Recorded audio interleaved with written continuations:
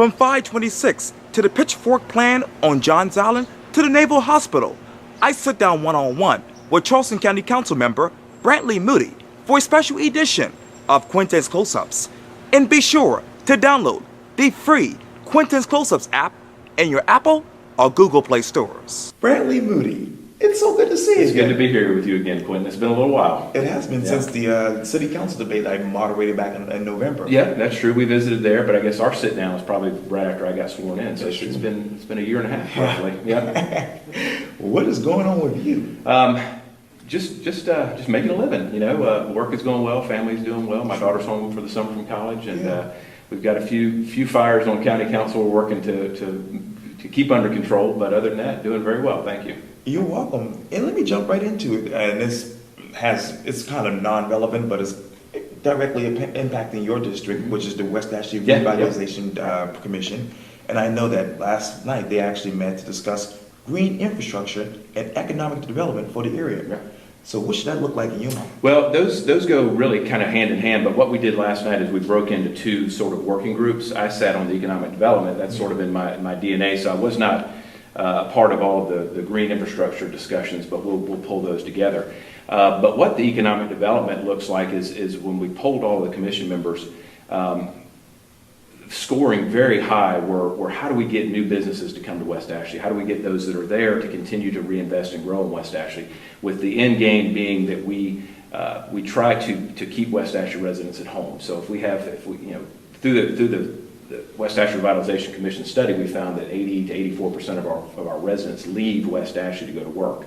So if you can reverse that trend and have employers coming into West Ashley, maybe that helps solve some of our traffic problems. So I say all that to say, what can the city of Charleston and Charleston County do to better facilitate businesses coming to West Ashley? And that was the part of our discussion last night. So it's making it easier for people to buy or build buildings, to renovate rundown or infill properties in these business nodes. So growing smart, sort of out on the perimeters, but then growing better on the infill stuff. So we're starting just to scratch the surface. So we're going to meet again next month and continue those discussions. And you talk about the surface. Is a Civic Center ideal in your mind? Civic Center? Yes, sir. What do you mean by Civic Center?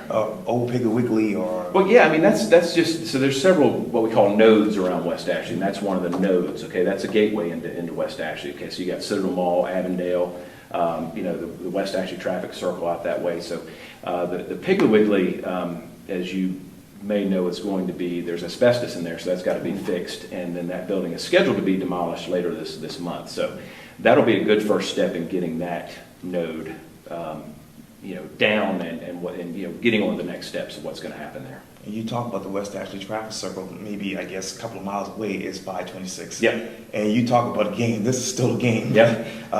And the fight is on to try to extend 526. Yeah. Just Monday, the governor sent, obviously a letter to the State Infrastructure Transportation Bank, basically saying, let's halt this, let's give the public some time to talk about it. Right. What should they talk about publicly? Well, let's back up for a second, because I've sort of given you some grief before about your question about is 526 dead. Okay, it's never dead. Okay, the question is just what's going on with 526. So I thought maybe we might put out some facts, okay, and to dispel some misconceptions. Sure. My father always said, you're entitled to your own opinions, but you're not entitled to your own facts. Nobody can unwind this project. It's a three-party contract between the state, the county, and the DOT. Nobody can move forward, nobody can leave without the other permission. So nobody is stopping this thing, okay? The popularity of 526 has never been better in West Ashley, and I would imagine on the islands too. And another misconception is, well, why can't you just take that money and we use it to fix the 420 to fix our existing needs? Or I've even seen some things floated about, why don't we use it to fix our flooding? It can't be used for that. It's either for 526 or it goes away.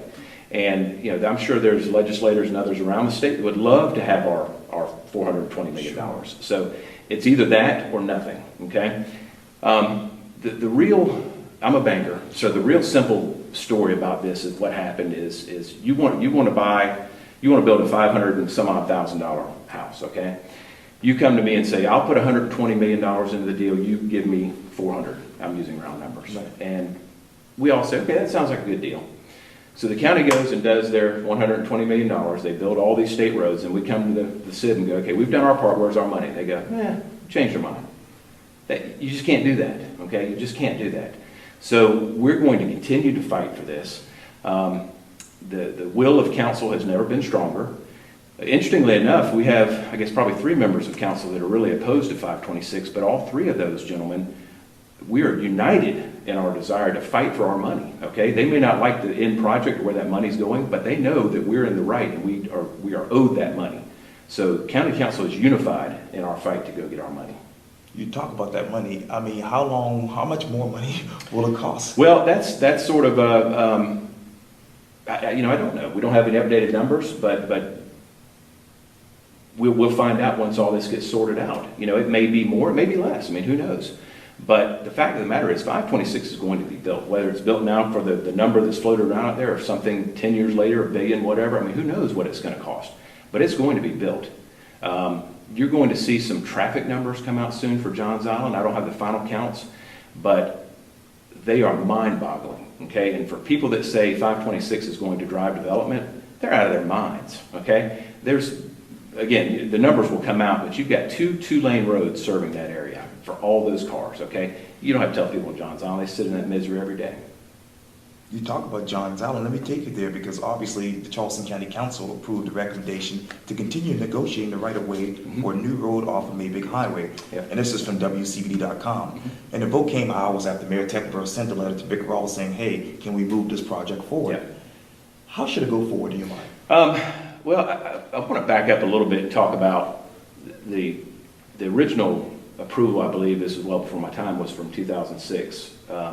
The plan was to widen Maybank from 2 to 5 lanes, and then everybody got together and said, no, we don't want to do that. We want to, we don't want to, preserve the trees and do this, do that. And so the pitchfork plans came about. Many of the stakeholders have changed their mind. There's been canceled meetings, delays. You've got wetlands, you've got Army Corps of Engineers. You've got a lot of moving parts here. So the county, in my opinion, has been ready and willing and ready to fund this thing. So I thought the mayor's letter was nervy, if you will. It was not received well by council members. That's not going to take us away from doing what's right for the people of Johns Island, but we thought it was kind of a head scratcher that the city would send that letter. Our goal, I can tell you, the city would like to see on-street parking, smart street concepts and things like that. If we can get there, that's great, but we're going to build a facility that moves traffic, okay? As designed right now, there's bottlenecks, there's hourglasses, it's kind of a mess. So we're going to get it sorted out, we're going to build a facility that moves traffic. You talk about traffic, you talk about editorials and opinions and facts. Let me take you to something else that is a hot topic, the Greenbelt Project. What is that like in your mind right now? Well, so the original Greenbelt allocations were 70% rural, 30% urban. Right. The idea being that we protect our boundaries, and of all the county projects, that is the shining star of something the county has done very well. That's indisputable, and everybody will say that. So with the new half-cent sales tax money, the mayors of the urban areas have been pressing very heavily to change that, to flip it to 70 urban, 30 rural. I support that. I think the Greenbelt Advisory Board has landed at a 50-50 number. I can live with that. I'd maybe like to see it 60-40 urban because, I mean, frankly, selfishly, my district is all urban. Right. So I would like to see it more towards urban. I think it's our turn. There'll be arguments that it costs more to get money to get properties in the urban areas, and that's true. But the great population is in urban. They've paid into this thing, and they deserve access to those parks. One thing I'd like to see changed, in addition to the ratio, is as currently presented, you can only buy land with it, and that's a noble cause. Where the urban money is concerned, I'd really like to see us maybe tweak that so that you can add bathrooms, or you can add park benches or water fountains and things like that. Some nominal improvements that'll enhance the properties that we acquire. You talk about urban and you talk about rural. What is the state of recycling in your mind? I can tell you this: I've learned a lot more about recycling than I'll ever want to know. I will tell you, recycling is a very, very expensive deal. But, you know, there's ways to quantify that. When you save the life of your landfill, and landfills are expensive to run. So it's a society, and also there's a positive societal benefit. I mean, kids, families, they are part of the solution, okay? Everything we don't put in the landfill, we're trying to recycle.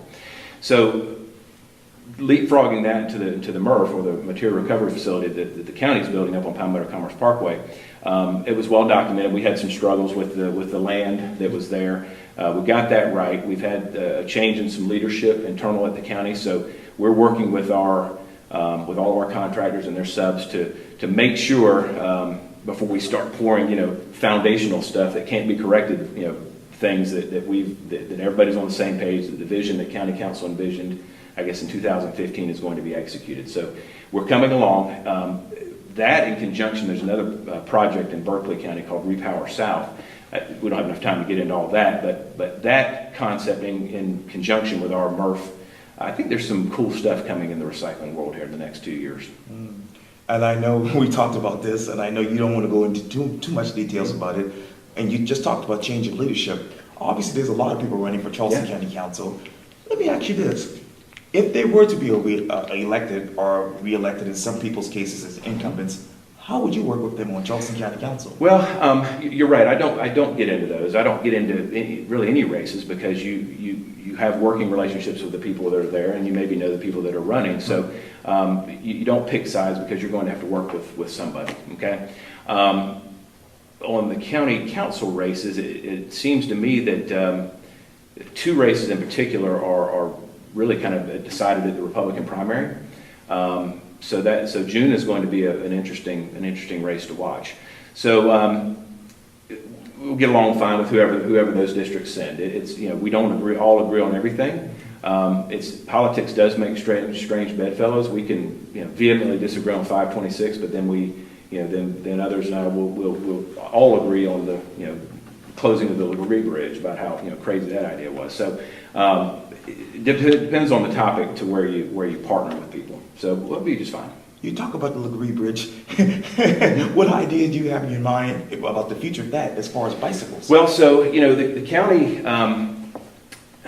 it really was sort of frustrating, to be honest with you, Quintin, because the agenda to push forward at all costs the closing of a lane, I think, sacrificed the standalone piece. And I say that because the standalone $18 million bridge that the city brought forward, that was going to be funded by the $12 million by the Tiger Grant, $3 million from the county, $1.5 million from the city, and another $1.5 million privately raised, that was on somebody's shelf for years. Okay, it's apparent because it came to us so quickly after we dismissed the LaGree project.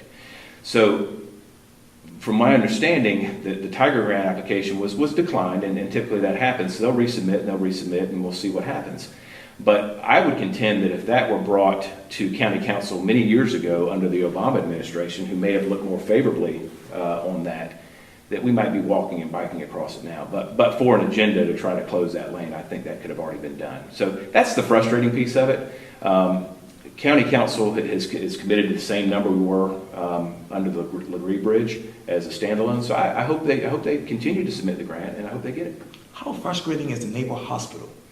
That's what a congulium is. That's a Bill Moody word, congulium. Let's get a little fact out about that too. Okay, there's the facts are the city of North Charleston bought it for $5 million. Okay, the county bought it for $33 million. And people go, what in the world is that? That's not the case, Quintin. The county's initiative. This was again before my time. It's good to be the new guy, trying to clean up stuff instead of being blamed for it. But the initiative was noble at the time and still is, and that was the consolidation of social services and to try to help revitalize that area. So county council signed a 25-year lease. I guess it was $1.2 million per year, whatever the math is. But the value of that building changed from $5 million to the value of the lease, which was in excess of $30 million. The day the county signed that lease, the value of that property went up to that number. So the bankruptcy judge basically told us, you're going to lose, and you're going to lose badly. So you can either pay a big fine and execute the terms of the lease when the building's ready, or you can make them an offer.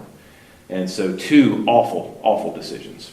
And so the council decided to try to buy that property and to continue to execute that plan. Now, there's an exit, and it could be, it could still work out. I mean, the county has excess buildings and properties that are valuable, that are really no longer useful to the county, that if we can get those sold for a good number, for good numbers, that those funds could then be used to offset that purchase price. So there's an exit plan, but it's in no way a good deal. How soon you want to exit that? Well, when I say exit plan, I mean exit plan in that we can recover our money that we used to purchase that property. Okay. So not exit the facility. Sure. We have the Drug and Alcohol Treatment Center. DHEC has indicated an interest in coming into that building. So we have some uses for a good bit of that building. If we can get the place fixed up and ready for occupancy, we can actually owner occupy it a good extent. So there's some good news there. But selling these excess properties to recover the money we had to pay for the naval base is what I mean when I say, getting that offset. Got it completely. To be continued. yeah. So hopefully that'll play out. But it was. I don't want to mislead anybody because it's a terrible deal all the way around. But to say that the city of North Charleston purchased it for $5 and the county purchased it for $33 is factually correct. But the building was worth the value of the lease, and any business person knows that's the case. So it's very misleading to say you overpaid by $28 million. Brantley Moody, thank you so much for your time. I really appreciate Good this. to catch up, Quintin. Thanks for having me. Likewise, anytime. Thank you, sir. Thank you.